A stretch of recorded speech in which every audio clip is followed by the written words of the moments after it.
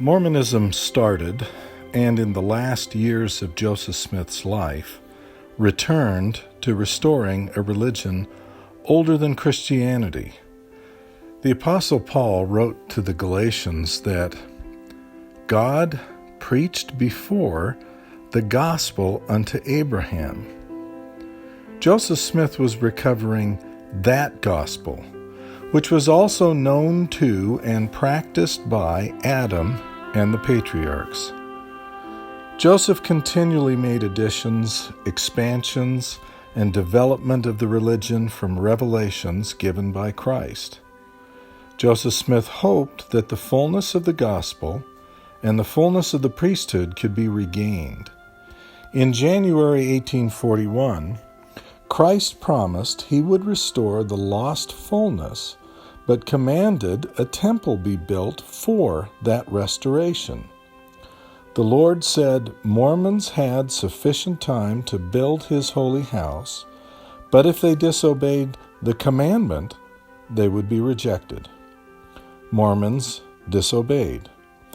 Instead of the temple, they diverted resources and instead built a Masonic hall, brick homes, and improved their personal property. 3.5 years later, Joseph Smith was killed, and the unfinished temple was built only to the second floor, less than half of the planned structure. The Mormon city of Nauvoo, however, had been built into a prosperous community. As soon as Joseph Smith was killed, the expanding religion he founded began to both contract and splinter. Internal disagreements divided the Mormons. Of the approximate 15,000 people Joseph gathered, only about half followed Brigham Young to the Salt Lake wilderness.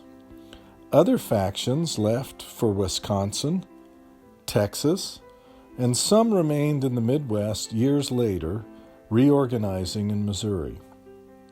Since the murder of Joseph Smith and his brother Hiram, all the Mormon sects have either abandoned or outright rejected much of what Joseph Smith began.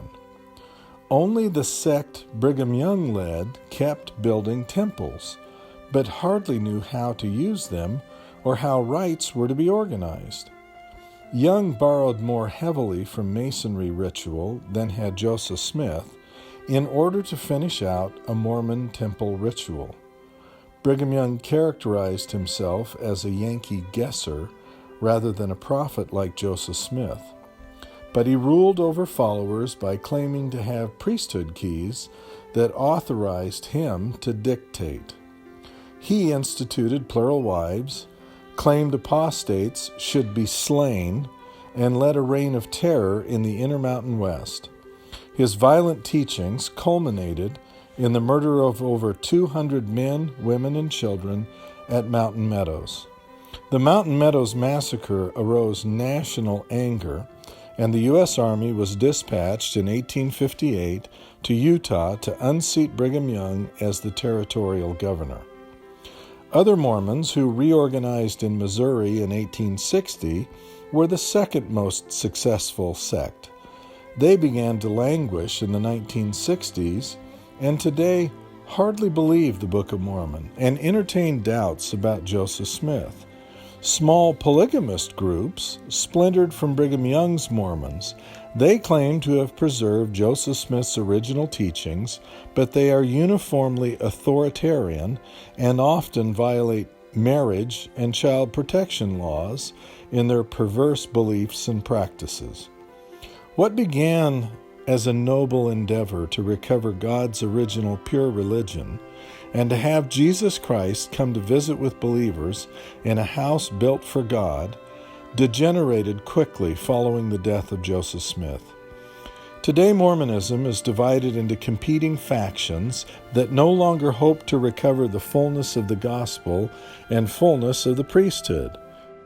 Mormon meetings, conferences, and preaching focus more on hierarchies, authority, and keys than heaven.